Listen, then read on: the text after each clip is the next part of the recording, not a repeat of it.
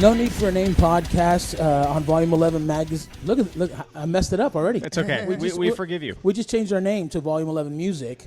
So it's something that's kind of new to us, volume11music.com. With us today, we have Lisa Townsend Rogers from Vegas 7, and we're going to be talking a little bit about 420. Yeah, basically some laws and some rules, what it means to the average smoker out there, and your thoughts on. We'll talk about some. Okay. Go ahead. No. All right. Okay, Yeah, I'm with you. Awesome. So. Hopefully, I can answer all your questions. No, I'm not a lawyer, but no, not at all. We want the real. We want we want your input. view. We want your views and stuff like that. So, we did Record Store Day yesterday. We did. And are you a big record audiophile type person? Yes. Actually, when I started in journalism, I was a rock critic. So. Oh, were you? Oh, yeah. Oh, nice. We did Record Store Day. Have you ever done that before? I've been to it. I haven't, full on done anything. I've written about it. I've been to it. I've bought things. Yes. Yeah. Okay. So it was a little bit of an early day for us. I think I got up at 5. Actually, earlier I got up at 4. Got to Zia Records at 5. There was already 12 people in front of me. All hipsters. All hipsters. All hipsters. hipsters. All hipsters. Talking about there was some band called Brand New. I've never heard of them. Brand New is a good band. Yeah, I'm not going to diss on Brand New. They're a good band. They played the night before at the Brooklyn Bowl, and they never play in Vegas, so it's a sold-out show right off the bat. But, yeah, I mean, that's kind of a hipster thing to do is talk about Brand New. I think we were the first ones in line to get, like, the Slayer, and we were 12 people back. So yeah, we were offending people left and right. What were the people ahead of you getting? Brand New. Tegan and Sarah. Tegan and Sarah. What was the facial hair to non-facial hair proportion? It was more facial hair, but I'm got the dirty. Yeah. Theirs was finely sculpted. Yeah, I'm talking. You know what I'm talking about? Yeah, hipster I know beard. exactly. I'm not familiar with hipsters, so I don't know. It's okay. I'm glad. I study them. The artisanal facial hair. You know what I'm talking bonsai about. style. Boom! I like that. All those people were ahead of me. So we were the Stone Sour, Slayer, Metallica crew. So it was. So we pretty much got what we wanted. Well, some of us did. I was a rookie. That was my first time there for Record Store Day, and I really felt, that I was going to be successful in my plight to get everything I wanted. I was completely shut down. The only thing I did find was that double album I mentioned last week, which was the Manic Street Preachers' Holy Bible album. That's a rare find in the U.S. Obviously, nobody else was there for it, so I was able to get it with no problem. But, next year, I'll get it all. There you go. What else? Anything else news this week that's happened? We went to a show on Friday night. That's why, going into why we were so tired on Saturday morning, we went and saw Otherwise, First Class Trash, and Wretched Sky over at the Fremont Country Club. Yeah. Unfortunately, that night, we just mentioned that Brand New was playing at the Brooklyn Bowl, and then, of course, the revamped 3 Days Grace was playing at the Joint. So it was a bit of a light crowd, but it was still a great time. Not to diss on 3 Days Grace, because they got some hits. I don't understand how they pulled that type of crowd into the Joint. Same sound for the singer. People don't know. Sounds just like the same guy. I don't get it, dude. People don't know. I guarantee you, if you come from that I come from that background. Yeah. I never got it. I don't understand it. Lisa, are you what kind of music are you into? Any of those bands? Are you fans of any of those bands we mentioned? Not especially, no. Not especially. That's all right. Who are you into? Let's see. Well, okay, shows I'm looking forward to. I'm going to see Sleater Kinney next week out in Los Angeles, which means I'm going to be missing A Tribe Called Red and Helmet playing Betty in its entirety. I'm going to be at that show. Yeah. I'll be at that show. April 30th is a big night because, Tribe Called Red is going to be at the Bunkhouse, and they're insane because it's like Native American war cry electro hip-hop. Really? Yeah, it's just sick. And then broaden your horizons, Mex. They're but right near each other. You never know. The set times may work out. It may, But run down the then street. there's Helmet playing Betty, that's pretty righteous. I saw them at the Hard Rock Pool, and that was pretty good. They sounded really good. I saw them back in the day, putting an age on me. I saw them at during the first run of Lollapalooza, that type of crowd and that type of time. Yeah. And I think the last time I ever saw them, I want to say they played with Anthrax of all things, but it was a weird lineup. Yeah, but Helmet has been on some strange bills. Yeah, they fit kind of everything. I saw them at the Old Joint, and it was really strange because they were opening for Chevelle. See, there you go. And which inspired me to say, as soon as Chevelle came on, I turned to the person I was with this, and I said, I get it now. Chevelle is like Helmet for little girls. Ooh, fighting words towards Chevelle. Well, this was back in the beginning, and this was when Helmet was still pretty freaking heavy, and it was like, there's no way Helmet should be opening for this band on their second album. Yeah. You see a lot of that, back then especially. Chevelle is a band that has improved, but this was back when I remember I was like, this is a band that probably in 10 years will have a whole good song instead of part of a good song, and they've progressed. Yeah. It's weird how that works out. Some bands disappear and some bands become huge. Whereas Helmet has always been Helmet. Yeah, so, all right, well, we had asked you to come up here, and we actually share a mutual friend. And that's how we got to meet each other. And when we first had this idea of like, let's take the website into this direction. You remember that? We kind of had a discussion like, let's cover everything, the lifestyle, weed and sex and, tattoos and piercings, and let's just do that. And then a week later, I met you at a Hash House media event, and the light bulb and everything just went off my head. I said, this is going to work. And again, thank you for coming out. Basically, you and I had talked about your thoughts on the next state to legalize recreational marijuana. Or you mentioned it, and I was like, wow, I didn't think about that. And you said Nevada. Mm-hmm. What were... Well, it kind of depends. It didn't get through the legislature because it got enough signatures in 2014 where either the legislature was going to have to address it, or if they didn't within 40 days, it automatically goes to a vote in 2016. Well, they didn't address it in 40 days because the Nevada legislature is a crazy place right now.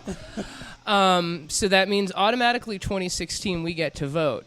The last time this came up to a general vote, and I wish I could remember the exact year, but it was quite a while ago. I think it was 2006. There's some nonsense like 2005, that. 2005, 2006. Yeah, it was right. That's why I was like, I know it's in there, but I should have looked that up before I came here. But it came pretty close to passing. It was, I believe, it was over 40%, and there's no way by 10 years later they're not going to have picked up the extra 8 to 10% to get over the hump. Especially when you look at public polls now, we're finally just generally in America. It's going over to, I think it was like the general public opinion poll, so they're totally unbiased, and it was 42% for full legalization. So I think probably some more states are going to flip in 2015, but I'm not sure who has it on the ballot. But a bunch are going to go in 2016. And I think we will definitely go. Do you think, I should say, California will be the floodgate? If California goes ahead like they're thinking it's going to happen, that pretty much every other state will follow through? I'm not going to say every other state, and some states may take a very long time.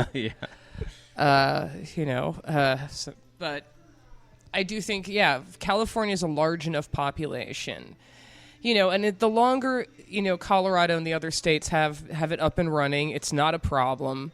The only issue is, we're still waiting for the federal government to sort of move on making this easier, because technically it's all still federally illegal. There's a bill right now sponsored by Cory Booker, Kristen Gillibrand, Rand Paul, and now Nevada's Dean Heller and Boxer of California, of course. One. Yeah, Heller. You're like, where did that come from? Really? Really. But he's in, and they want to basically make it illegal for the federal government to interfere in states where medical marijuana is legal, because now some organizations are bringing lawsuits to overturn state laws, like I think it's Oklahoma and some other state are suing Colorado because they're like, oh, you're coming over our border. Oh, that was right off the bat, I think, that they started causing that. So they're starting to do a lot of those little things, so we really sort of need the federal government to sort of say, you know what, they took it out of the budget. Obama's sort of gone on record as saying increasingly he's okay with it. But not really giving a hard approval of anything, just saying. Well, he could theoretically if he wanted to reschedule, because there was a court that just heard a case in California, and part of the defense was that marijuana has been misclassified as a Schedule I, so this whole prosecution was shoddy. And the judge actually agreed to hear it and consider it, this argument. And unfortunately, she just recently said no.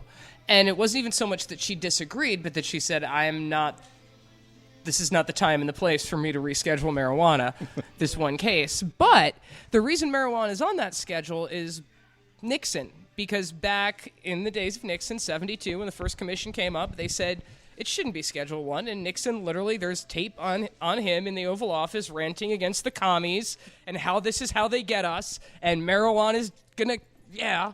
So that's why. So theoretically, I believe that Obama could just kind of reschedule, which you never know. On the last day, you could just, Yeah, not much time or left. Molly and the Sasha in the car. Let's turn out the lights. Oh, here, let me sign this and leave it on your desk. Bye. So you never know. So going back a little bit, what you're saying about the Fed. No, it's okay. With the Fed, the big problem is the money. So where they're putting that money, that's caused a big problem because even the medical marijuana places cannot legally deposit the money into a federal institution at this time because it's illegal. Bitcoins. So I mean, a lot of issues going on there. I mean, do you see that as also being the big stepping point to what you were talking about? Yeah, that's a huge point as well. And as far as, this is going to be a multi-billion-dollar industry, but it can't fully take hold as long as we have these laws in place. There is legislation, actually, I believe. There's a lot of legislation hovering in Washington right now. There's a lot of things being proposed, and I almost think it's Blumenthal, but that would make it so there are places you could federally safely put your money, or it would be one of those will prevent you from prosecuting people for doing so kind of things, which is sort of becoming the federal government's back doors going, well, since we can't make it totally legal, we just won't fund you going after them, or we'll just say that you can't bother them. Live in the gray area at that point. Yeah. Gotcha. Yeah. Mex, you got any questions that you're thinking of right now? No, not at all. I'm just... I'm learning. Excellent. You guys are cracking the egg of knowledge. I can see it. I can see it. Getting down to just the everyday guy, the guy that's listening to this right now, and he's living in Las Vegas, and he's like, man, maybe I haven't smoked before. Maybe it's been years, all those things. If it becomes legal, for recreational use here in Las Vegas, which we think it will, if you're working somewhere, like your employer, I've read about this before, that the employers can still fire you in states like, in Colorado, in Washington, and Oregon when it's going to really take hold. They can still fire you if you test positive for marijuana use, regardless if you're actually under the influence of it at that time. How are they going to get around that? How is that going to work? There is a case working its way laboriously through the legal system. It's some cable company and a paraplegic. Because really, if you're going to use a test case, let's go with somebody who's going to get instant sympathy. Yeah. I mean, all limbs. And it's if a person has a medical need, is it legitimate for them to use? And especially given the level of testing that they have, until we develop the sort of fine testing that can distinguish, like Oregon and states have now developed, okay, here's the amount in your system that makes you under the influence, makes it a problem. I believe in Nevada and many states, it's still, if there's anything there, and as you know, even if you say you're in the wrong place at the wrong time, something could be there, you're officially under. So there's a number of legal cases that are sort of being worked out. That's one of the gray areas that's got to be resolved. This is one of those things that's just opened a lot of cans of worms. And let's just say somebody's, a garage dad, myself, I'm driving home, I get pulled over, and I have small amounts. Just literally small amount. I mean, is there anything that's going to be to where any kind of rules or laws that can protect me for stuff like that? Or? Well, once it's recreationally legal, then you'll be okay. Even now, if you have an amount that's within the permitted range and you have a prescription, you're okay. But if you have a brick... if you have a bale of marijuana in your house, and it's wrapped in cellophane. Well, that goes for distribution. It's even with alcohol, it's the same way. You can't distill your own alcohol without a business license and sell it out of your garage the same way. It's kind of the same principle, and I think that's going to happen. But I think it's really just that everyday guy more than anything that's kind of wondering. The person who's listening to this right now, they're like, well, what does that mean for me? I mean, that'd be cool. I can smoke a joint, but it doesn't change because I work for a place that will say, nah, you're going to get fired for that. Yeah. That's kind of scary. I mean, let me ask you this, Lisa.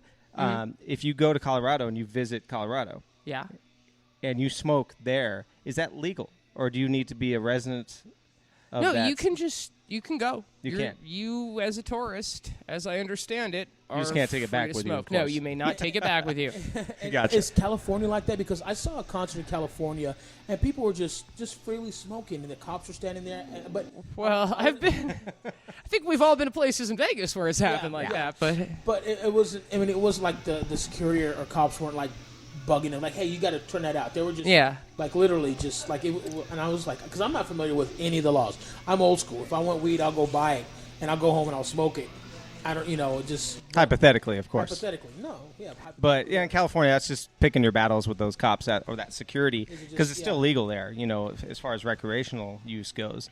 But in Washington State, I haven't been to any of these states. I'm from Seattle, and I haven't been to any of those places where I could just walk into a place and. Yeah, well, I mean, the whole issue is where you can consume, because it's not like you can just walk down the street smoking a joint. It's not like you're in Amsterdam where you can literally be sitting there with, like, a doob and, like, wave at a cop who will wave back to you smiling and, like, giving a thumbs up. So that's why they're also trying to establish clubs and places where you're allowed to consume, because, there's not a lot of hotels that really want you consuming, and that's something that's going to be an issue in Vegas eventually, is because the casinos do not want you partaking in the casinos, and you are not allowed to do so. Even if you have a prescription, you may not order into a casino or use in a casino unless, I think, and I'm not 100% on this, you like own a condo in the casino property, because I've sat in on this many hearings, because I've written a lot of articles about marijuana, so that's why I know all this nonsense. Yes. Yeah. Well, when you think about the casinos too, most casinos don't really like it when you walk in with a can of beer, right? Yeah. They like it when you buy that can of beer from their little store they opened up in there. I can probably at least foresee that once it gets down to it, maybe they would want to actually have their own stake in selling such product. The state is really frowning on marijuana gaming overlap. They do not. You cannot sort of. That's a Venn diagram that they really do not want to see happen. And gambling are just, Well, to me, drinking and gambling, to me, there's not a lot of difference, but. Yeah, to us, it's probably not a big difference. But to them, it's Think about the old school in this state. They just, and, again, it's a whole can of worms I can understand. Maybe down the road when this is completely common and legal and all, of course, I'm sure it'll happen. Yeah. But, during the rollout, it's still, like I said, it's not like you can go to Colorado and just smoke anywhere and wander around. I mean, people do, but theoretically can't. I think that's what a lot of people think, though. Yeah. I mean, people not in those states, they're all like, oh my God, they're just walking down the street, they're riding their bike, they're, all that stuff. So, it's not like you get off the plane. It's like a Cheech and Chong movie come to life. They're handing it. Yeah. Instead of a lay, it's like, it's a pot leaf lay. Yeah. So, I mean, what is the law? I mean, can you still get ticketed? Like if you're in a park smoking a joint? Is that what the theoretically, yes. I mean, as I don't really know, but as I understand it, it depends on, like everything else. Don't be stupid. Don't be stupid. It's like drinking a beer in a park. Yeah, they can bust you. If you're stupid, they will. Yeah. But, it kind of depends, as I understand it. But technically, you're not just supposed to be walking around getting loaded. All right. Well, we're going to take a break. Play. Okay. Who are you playing right now? I think we're going to go ahead and play Livid. This is a band out of Cincinnati. It's a song called As It Happens from the same titled album. Listen up.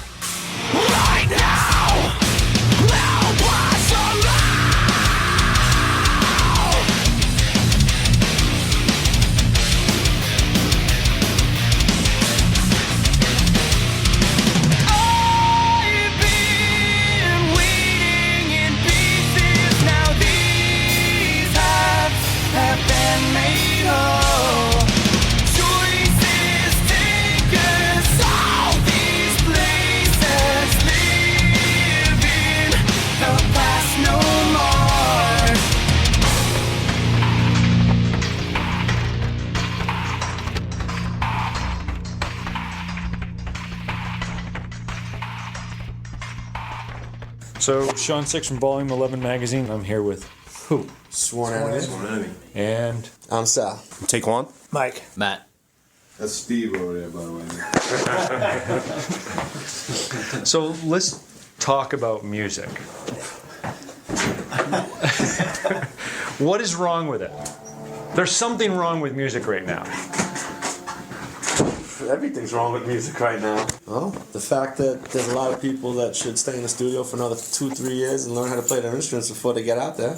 That's one. The record industry doesn't give two shits about bands anymore. They just care about making the quick buck, and then they go on to the next band and they toss the last one in the garbage. That's another one. Let's see, what else? They call that disposable. Right, disposable. There's also this thing called the internet, where you don't even have to be at a show anymore to see a show, and people are lazy. People are lazy. That's the big. That's a big factor why shows are not as good as they used to be. That's another factor. Let's see, what else? What else could I think of? I think that's good. I think that's good for now. That sums it up. That's fine. Anybody else can answer that? I could say originality. Originality? I feel like a lot of bands lack that factor. I mean, it's kind of hard. It's kind of hard. There's been the thing with art in general. It's hard to kind of create something that's original. Everything's been done. Yeah. You have to recycle. There's a word called influence, but Right. I feel like people should at least aim to be original. But I feel like nowadays everyone's just You could still play a genre where there's a million bands that play the same riffs, but you could still have like your own take on it. You know what I mean? Right. That's Well, bands are supposed to have their own identity. I mean, but like Taekwon said, there's a lot of lack of originality out there, and more people rather just take and use than create. And it's funny because I look at it this way. I'm like, okay, I was in high school in the 80s, and I remember what going to a punk show was or a metal show was. That's when people still had energy and they had excitement about going to shows. You saved all your money to buy a ticket, to buy a cassette, or trade a cassette, or talk to somebody and say, What hey, happened dude, to those days? I don't know, you tell me. I'm still looking for them. Me too. I don't know what the fuck happened. I refer to it that the balls have been snipped off of rock and roll. I believe it. It's like basically a lot of what we all kind of grew up on thinking that was excitement or going to shows or what was music or what was expression got castrated. Yeah. And where did it happen? What was that pinnacle point? Was it the internet? Or was it somebody in the industry that said, you know what, we can't let bands do that anymore? And the thing, the hardcore scene was always a kind of a dicey moment on that because you pulled so many influences from different areas. Where did it go? It was like kicking ass. If I had the answer to that, I probably would be wealthy right now. And I'm not trying to put you guys in a rough spot with the question, but the thing of it is that I think a lot of people are scared about talking about that because they don't want to piss anybody off. They don't want to say, you know what, my label doesn't give a fuck. Or my distribution company doesn't give a shit. Or we're going to be on Warped Tour this year and we need the exposure and we need tens of thousands of kids for 47 tour stops to see us. Oh, well, you know what happened? I think this may have a little bit to do with it. Okay, when a lot of that music came about in the 80s, a lot of these people that were in these bands, you read their stories. They tell you what they went through, their life, squatting, jobless, homeless. They were angry. They had a lot to write about. They had a lot of pent-up energy. They had things that they could write about for years. Look at how many people have written books and stuff like that about their past, and how many people are interested in reading that stuff. Nowadays, a lot of the bands that are coming out today, they got the silver spoon in their mouth. $5,000 at Guitar Center and they're recording in their basement. Yes. 2 months later, it's on YouTube. They get 5 million hits. They're on Warped Tour the next year. Yeah. And then 2 years after that, who? Not only that, but answer me this. How many of the people in bands today are squatters? Oh, yeah. Are homeless? I think society in general became a better place. And it actually might have hurt. It hurt. Well, I went to art school originally. Got a BFA in metal sculpture, and I had an art professor in art school that said, to be a true artist, you have to suffer. And the reason that you have to suffer is because you have nothing to create out of it if you don't suffer. Yeah. Music's kind of the same way. Music's like therapy, so when people suffer, they get it out that way. Right. They have to create something. There has to be that aggression, and we'll say hardcore for that instance. You have to have that aggression. You have to have something to get out. And if you don't have that, prime example being Metallica. Right. They're not angry anymore. What do they have to be angry about? The guys are billionaires. I mean, they're suing 15-year-old kids for downloading the song. Yeah. I'm all for, you know what, getting whatever is yours, and I agree with that because you want to get paid because you put out some sort of product. But you didn't need to at that point. You didn't. I mean, exactly. And I'm a radio guy, so I'm all about royalties and rights and stuff like that. I think that's great. But I think it's kind of sacrilege when you have a band like Metallica suing some 15-year-old kid who's like, I just tried to get a song. Yeah. And it's like, look, I was trying to go to the show and talk about your band and have a good time. And it's like, what the fuck happened? You know? So, doing a little digging on the band and trying to find out, I read a comment that you did an interview with about getting ignorant, becoming more ignorant with the music, becoming more ignorant about playing and so on and so forth, and about going back to the thrash roots and so on and so forth. Do you think we've kind of got away from that? We have to go back to that? The heavier roots. Well, I mean, going back to bands like Anthrax and going back to like what we thought was thrash and where all that anger came from and that aggression and that energy and I mean.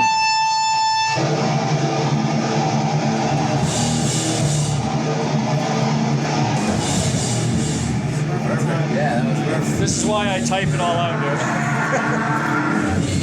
Basically, we did more of a raw record. Right. We sound like what we sound like live on the record. It's not in a box, it's not polished. We just wanted to make something heavy, you know? But that's really kind of how it should be. Yeah, of course. In my opinion. If you can't play it live, don't record it that way. Well, I mean, yeah, I have an issue with tracks. It's kind of a nature of the beast. You have to eventually create certain things in a show. If you want to have that sound, you have to do tracks. Right. But if you can't do it live, you don't do that. What's the point? Right. Really? I've heard a lot of singers do stuff that I'm like, how the fuck do they do that live? You know, and me being a singer, I always wanted to make sure that whatever I do on a record, I'm gonna sound like that when I come to a show and play for people. I don't want them to be like expecting this great big super polished. Right, and then all of a sudden they hear me. You know? I want them to say, that's Sal.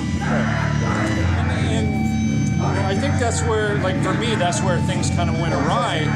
So looking back at, where the band started from and about that aggression, obviously there's been lineup changes and stuff like that over the years. But that happens. And it's like, where does it, where do you want to go now? You look back to the 90s and say, okay, this is where we started. Where does we want to go now? I want to go to I want to be at a happy meeting, I'm not looking to sell 1 million records. If I can, hey, great, but I know the deal.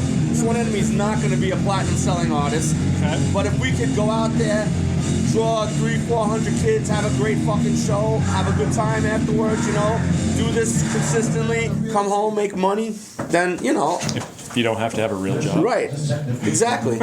Nobody wants to have a real job. People want to. He does. I can tell. He's sitting there. He's like, yeah. He's like, man, I want to be a computer programmer so bad. He's like, I want to sit on Facebook all day and just like get paid. He doesn't now. Anyway,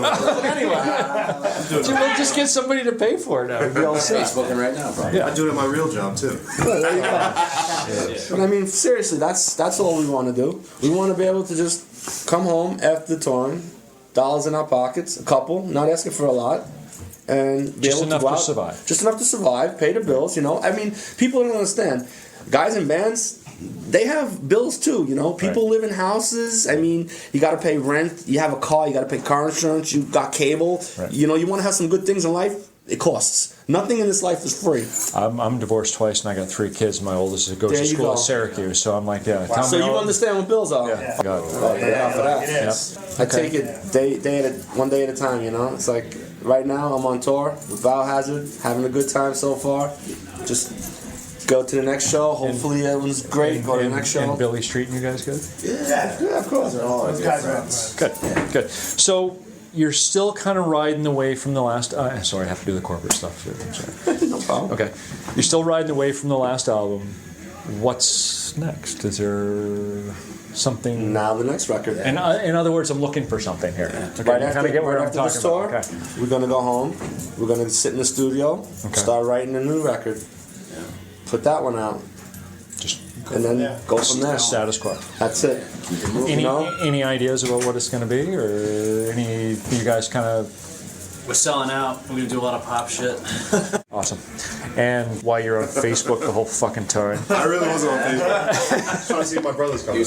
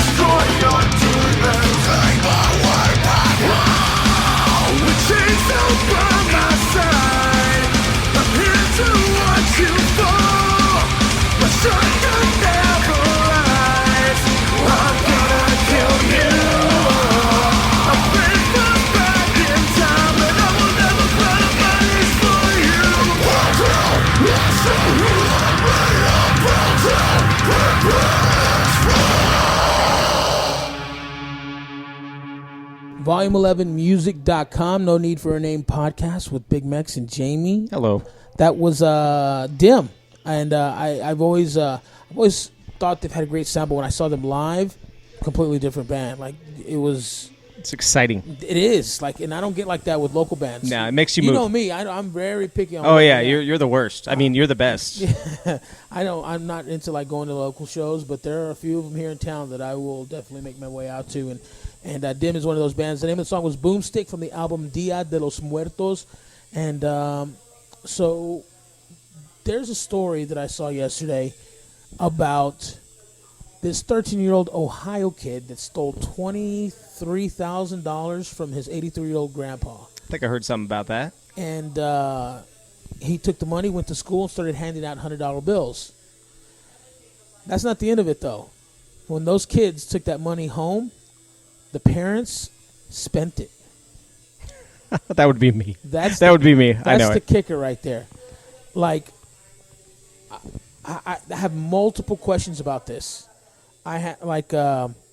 First question: what 83-year-old person has 23 large in your house? Now, I can understand, maybe 10,000, maybe 5,000. Somebody who doesn't trust banks, you know what I mean? Yeah, it's under the pillow type of money. Scratch though. I mean, 23,000 in the house. You never know. They could be IRS dodgers. They could be. There's a lot of things. Oh, how messed up would that be? That fucking. Well, as a guy, yeah. Yeah, they're like, whoa, you have this, or he's on disability. Well, guess what? He's 83. He's on disability. Yeah. But yeah, I mean, I think the biggest weirdness of that story is the fact that the kids' parents used the money. Now, I'm kind of guessing they didn't use it to buy him new clothes and put it away for their college fund. Yeah. I was telling this story to my son's mom, and I said, I reminded her of the time that our youngest came home with a $1 bill, and we questioned him, where'd you get this $1 bill? Like, where are you getting this money? You don't have this money. Where are you getting this money from? I would, if it was a $100 bill, I'd be like, somebody's going to come looking for this $100 bill. I better not spend it. Oh yeah, I mean, it's that fear that you find a bag of money in the street. You would love to be able to just use it, but something's going to bite you on the ass on the way out.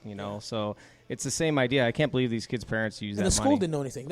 I jumped things, but yeah, the school didn't know anything. They didn't say anything. A lot can happen. A lot can happen at school that nobody knows about. Especially some kid handing out money, but it probably all went down pretty fast. Yeah, a kid handing out $100 bills. That's yeah. I need to meet this kid. Yeah, I need to meet. So if you're listening right now, kid, and you have some extra money laying around, Little Bastard. You can send it straight to us. Little Bastard. That's a great song. Little Bastard. Remember that song? I don't. Little Bastard. I can't remember. We'll talk about it. That was amazing. That vocal. But we're not going to play hook. it because we can't play it. Yeah, I mean, actually, I don't know. We can reinterpret it. Huh. They have those songs all over the place where you can actually re-record a song and then release it under somebody else singing it, and it kind of gets you out of that whole little loophole. Really? But we'll discuss that, and we could always have Volume 11 karaoke at some point. That would actually be a good place to do a podcast, is a karaoke bar. And we can bring people up. We already have the mics. We already have the system here. Hell, any bar. That being said, we right now, if you can hear that buzzing sound in the background, those are indeed tattoo guns. We're at Trip Inc. at 5115 Dean Martin Drive. Just south of the Flamingo. That's right. I keep saying the Flamingo, but Flamingo. And Tropicana, actually. Sorry. And you can actually, if you look to your right outside, you can see the big old pyramid for the Luxor. So it's right there, folks. Come visit. It's a great place. The artists here are fantastic. I think everybody, hopefully in Vegas, knows about this place and knows the gentleman who runs it. He's tattooed a bunch of rock stars. Five Finger Death Punch. Richard Patrick. Was it Richard Patrick or the Filter Patrick? The Filter Patrick. Yeah. Which would you just made me completely forget. Richard. I think it's Richard actually is the Filter Patrick, and then Robert Patrick is the Terminator. So yeah, we just got it. So if you guys are listening, sorry. All right. So that died real quick like a rock. Did you see that? I can't remember who the song Little Bastard. While you're remembering that, speaking of Five Finger, they have a new album coming out later this year, and I have it on the. I'm just going to spill it here, and they won't be mad, but I believe we're going to have a little bit of a guest vocal from Tech Nine. So let's just put it out there. I just put a couple things together, and I think we're going to have Tech Nine, who did actually guest on one of the Mama Said Knock You Out. Yeah, so I mean, he's already been a part of them for a while now, so I think he's going to be on the new album. I'm just putting it out there without the real information. I didn't realize he was a local guy. Tech Nine? Yeah. I don't believe he is. You don't think he is? I don't think he is. I thought he was. I think you're wrong. Why are you Why are you being so aggressive about that? Well, by the way, the name of that band was. I feel bad. The name of that band was As Ponies. Who sang that song, Little Bastard? Did you say Ass Ponies? Ass Ponies. We can say Ass Ponies on. This is a podcast. We can do whatever the fuck we want. No, I just meant I've never heard of that. Yeah, there's a song called Little Bastard. What was it on? I think it was on like Empire Records. Really? Soundtrack or really? Yeah. That's a great movie actually. I love that movie. I love that movie. And there was I think it just got re-released on Blu-ray or something like that. And a lot of people are starting to discover that movie yet again. My favorite part is when he's all high on sugar and he sees Gwar and he's in the Gwar video. Yeah. Yep. I'm just telling you what part was my favorite. That is a great part actually. I like all the parts with Liv Tyler. Dick? I like all the parts with Liv Tyler. But I'm not really a big Liv Tyler fan. Really, that was I really liked her in that. You had a lot of people who. What was the other chick's name? The kind of always squinting. Renee Zellweger. Renee Zellweger, yeah. She was the big fan of the Rick Astley type guy. Rex Manning. Rex Manning Day. Say no. And Ethan Embry and Robin Tunney and Anthony LaPaglia. Who was the Ethan? I mean, not Ethan. The guy who stole the money. What was his character? Rory Cochrane. Cochrane from Dazed and Confused. Yes. Played Slater, and he was on CSI Miami. That's right. He played Speed. So, yeah. Why do I know these things, Mex? I don't know. Why do I know these things? Why can't I know something that's going to make me a lot of money unless I get on some trivia show where all the questions Why don't you fucking try? There's not enough trivia shows. There really isn't. But I'm going to find them. You know what? I was going to enter. I had already decided I was going to enter audition for Rock and Roll Jeopardy. Remember when it was around on VH1? I was trying to do that, too, online. And shortly after that, they canceled the season. Why did they cancel the season? Because you entered? No, because the host of Rock and Roll Jeopardy became host of Survivor. Oh, and Jeff Probst? Yeah, Jeff Probst. Oh, and Survivor took point. off. Yeah. So that was a better gig for him, I suppose. Yeah, pretty much. So. Yeah, I would have loved. I did the online version of that, and I killed it. Yeah. I mean, that's my thing is trivia. Did you ever watch any of the episodes? I mean, you were just. I watched it every time. My two favorite, I think the two people that know the most about rock and roll, CeCe DeVille and the Sugar Ray guy. Mark McGrath? Mark McGrath. Really? Oh, they killed it every single time. CeCe DeVille is an animal. Really? You would think, yeah. I don't remember him being on there. He talks like this. Oh, yeah. And his answers are really, really educational. It was always funny to hear him talk even back in the day because he looked like a girl. And then that voice would come out. It's like, man, you were smoking 80 packs a day, aren't you? Yeah. And, he's still around, though, surprisingly. Yeah, live and kicking. But, yeah. We don't talk about bands like Poison and stuff like that on our show. And we don't make really bad Photoshop wishing artists happy birthday. And that is true. We miss you. That is true. And, come on. Come on. Seriously. But, we talk about bands like Sworn In. I want to talk about a band called Sworn In. I guarantee you right now, Big Mex is like, Sworn In? Never heard of that band. Very cool band. Now, I kind of know about this band from just kind of the alternative press crowd and by reading magazines like Alternative Press and being friends with a lot of people that are into that scene. Step away from that and just take it as a band you hear. If you know bands from the past like Refused that really did something completely different that almost sounded like a bunch of noise but was put it all together, it was just incredible. Sworn In have done that on their new album. It's called The Lovers and then / The Devil. It is the most schizophrenic album I've ever heard in my life.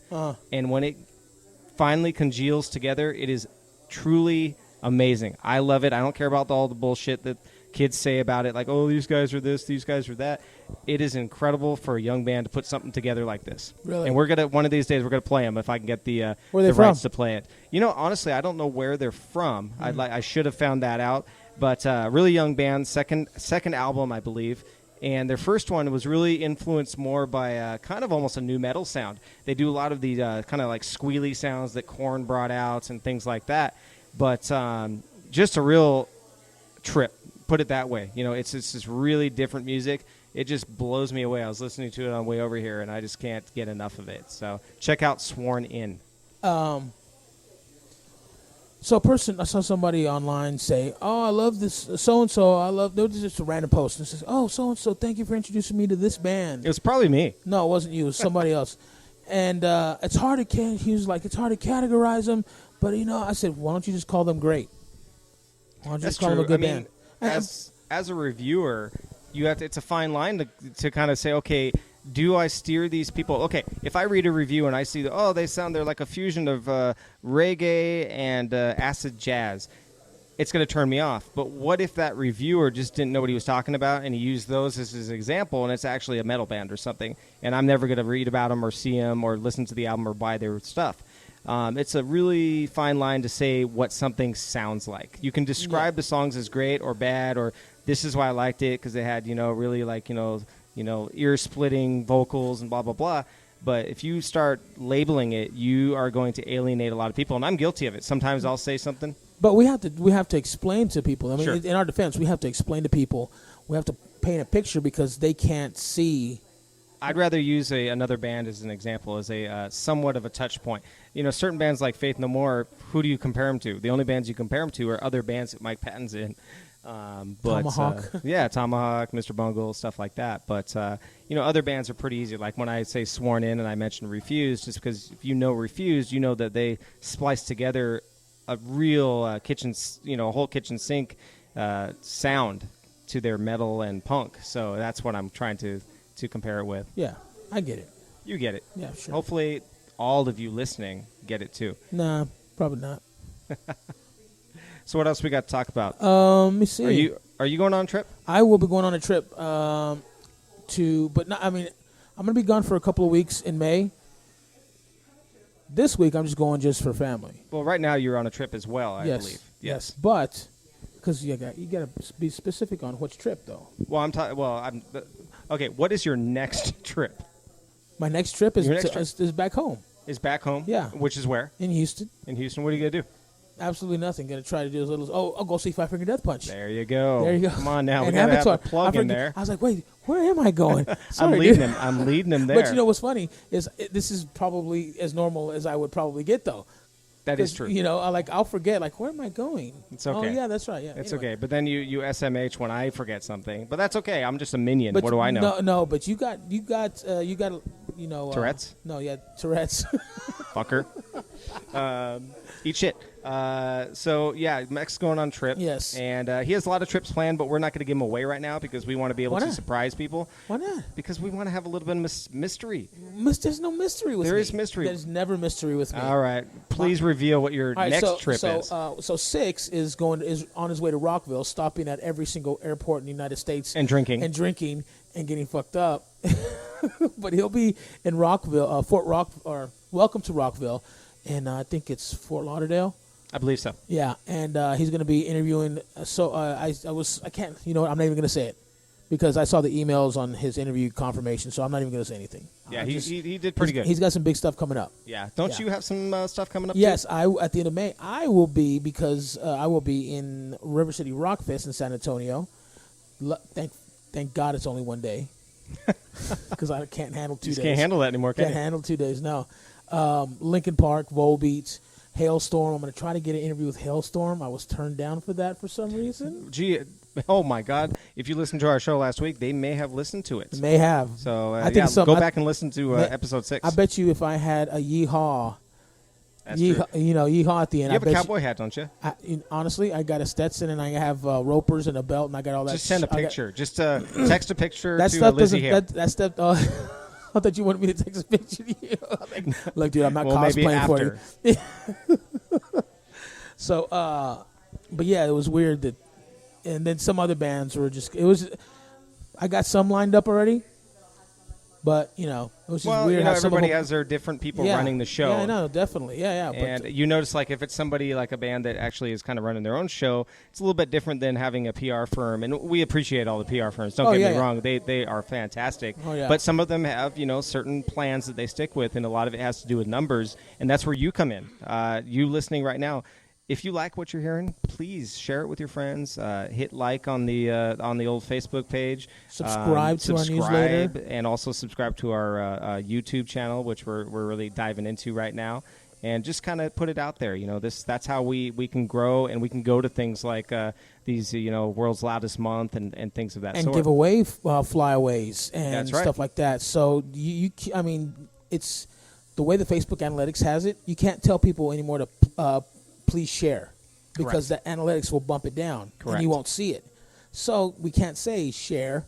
We could put share as in CHER. You know what? We could put please post and share in a picture. We could put a picture of Cher on there? Yes. So, a picture of, her Cher. Yeah, we'll put Cher in the that was my Cher impression. The assless pants, and that'll be your cue to share all of our posts. That might be something. It might be a T-shirt. Yeah. Speaking of T-shirts, don't we? No, don't say anything. We're not gonna. I'm not gonna say what it is. I'm just letting everybody know that we're gonna have very cool T-shirts down the line here coming up. So just wait a minute. We got cool T-shirts right now. Well, we got T-shirts right now. But we're going to have really cool T-shirts down the line, too. Oh, what we were talking about earlier? Yes. I thought you were talking about something else. I was like, really? We have other cool T-shirts? They're white T-shirts by Hanes. Yeah. That's it. We were talking about T-shirt designs and stuff like that. Yeah, so that's going to be cool stuff. And, as we get more support, that'll come into play even more. So when these podcasts sound half-assed, because that's me that putting them together, we can where the fuck was I going with this? Really? Can I say it again? Even if this makes but edit? Seriously, you're gonna have a whole. I'm not taking any of this out. This is all staying. Perfect. Well, see, I'm not gonna. I don't have everybody listening right now. When I say edit, you know who I'm talking to, and it's not you listening right now. Edit means shut up. I don't want to say that. No, this makes it fun. I mean, this is kind of how him and I just talk normally. So understand, there's no posturing when we do this podcast, and we're in a public place right now, and I'm sure people think we're absolutely insane, but we like that. Where are we at? We're at Trip Inc. Yep, 5115. 5115 Dean Martin Drive. I didn't know if there was a north or south on there. No. I don't think it's long enough to be a north or south. You can't really get lost on Dean Martin. I did, of course, but you really can't. So just be looking for this place. This is a cool place. It's a cool building. Vape shop attached to it. The buzzing in the back is actually Rick. Did we talk about this? Rick tattooing the Boba Fett? I didn't. There's I might have actually. It was a long time ago when we talked about that originally. But Rick's over there tattooing a really, really cool Boba Fett tattoo on a gentleman who also has a Darth Vader tattoo, a Death Star tattoo. Seems like a Star Wars fan. Unfortunately, he's getting a tattoo right now, so we can't really talk to him. But I told him we were going to start talking about some Star Wars, and he was pretty excited. So this is a really cool place, and one of these days I have to get some ink here as well. Yeah, I've gotten stuff here done before. Yeah, a lot of my friends have, and I'm sure a lot of our listeners have too. And probably see Rick at pretty much every show in town. We just saw him the other night. I think the shop that he got started at. Well, man, I don't know. I can't remember what shop he got started at, but that was great. Yeah, information to share. Shut the fuck up. Leave me alone. Thank you so much for that. So yeah, going back to sharing and stuff like that, and yes. and pass this around. Pass it around like what? Like a joint? Or like a sister? Happy 420 to everybody. Like a sister, really? Okay, yeah. No, we don't talk that way. I'm an only child, thank God, so I don't have to get involved in that conversation. But yeah, I mean, as you can tell right now, what you're listening to is the waning moments of us saying, really, we have all this stuff written down in my little notes that Mex always makes fun of, but now I see a blank Jamie page. Carried this show. That's why. I made Jamie. I knew it. This is why whenever I ask you for more information or more songs, there's a reason. Yeah. So we're just gonna play songs over every bit that Mex is supposed to be talking. But when I first started this, oh man, what was that? 7 episodes ago? I was pretty nervous. I didn't know if I could do this or talk. Blah blah blah. I'm not worried about it right now. Compared to me. Yeah. The radio guy. I'm the radio guy. God damn it! See, this is what it's okay. So we're gonna rename this the No Need for a Mex podcast. No Need for a Mex podcast. It might be a hashtag. I was actually gonna say something relevant, and I honestly just forgot. I'm not sure about that. It was the words that you put together. It's just like this cornucopia. A cornucopia of. Give me some more verbiage. There you go. A cornucopia of verbiage. There you go. I like that actually. Fruitful cornucopia. Fruitful. So. Okay, yeah, this is when this is the 420 episode, so I suppose this is the best time where we can actually lose our shit. Why not? And one of us losing more shit than the other, yeah. So anything you want to say to close out this fantastic episode? I don't know. I got a new camera. You got Mex got a new camera, and we used it at the otherwise First Class Trash show the other night. I attempted to use it. Well, that's what I was going to get into. That the gentleman in front of me really didn't understand how to use the camera that he was shooting with, but he still got some good shots, supposedly. And but we will say that the everybody who took shots at this show on Friday night had a hard time because of the way the lighting was. The lighting changed. Yeah, I saw some of the shots that a lot of my friends and colleagues put on Facebook, and everybody had the same problem with the grainy shot from the lights. Justin Case had some pretty decent shots. He was close up, so that was good. He was pretty close. He was probably the one that got the best shots. And that'd be Just a Fan Photography? Just a Fan Photography, yeah. Check that out, yeah. please.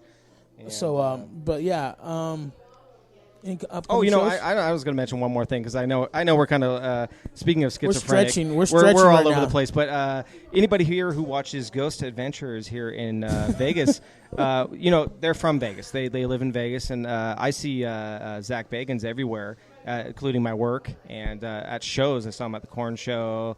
A lot of places, so he's a big rock fan. Do you remember the Corn Show?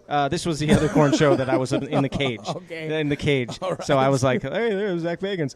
But we were at the show the other night with Otherwise First Class Trash and Wretched Sky, and I'm like, oh, that's Aaron Goodwin from Ghost Adventures, and he was shooting Wretched Sky, which was kind of cool. So we got to meet him. Really, really cool guy. And Jay was also there as another guy on the show, and it was very cool to see them out. And I say rock star attitude. They were more than happy to take pictures, talk to everybody with a big smile on their face. So that was pretty darn cool. I've never seen that show. It's it's entertaining. I like it, and all those ghost hunting shows. I'm a big ghost hunter guy. I like that whole idea. I would love for us to do something like that at some point, and I know people who like that too. It'd be kind of a cool thing. But, after a while, sometimes it's like you have to change it up. Some of those shows get a little stale. Yeah. But I know Ghost Adventures, they try to do different things, and Zach is very committed to what he does. So it's a cool show to support. And, Zach, I know you're not listening, but if you ever hear about us talking about you, thanks so much. He could listen. We could tweet at him. Say, hey. That is true. That is true. So, Mex, get on that right now. Fuck. All right, whatever, dude. Whatever. Alrighty. Well, I can honestly say I think we're about done. I think we're done. The well is dry. The ink has dried up, and the ink behind us by Rick Tripp. Thanks to Rick Tripp for letting us invade his little. I like these couches. Yeah, these are cool couches we're sitting on right now. If you could see them, you'd dig it. It's like glitter vinyl. It's like your pants. Those pants you have, glitter and vinyl. Shut up. Yeah. The silver and blue is pretty nice. So next, I'm going to have you take us out since you barely talked this whole time. So go ahead. All right. Well, thanks for listening, and we'll see you next week. That was awesome. See you, folks. Later. You hungry? Hey, Ma! Can we get some meatloaf? We want it now!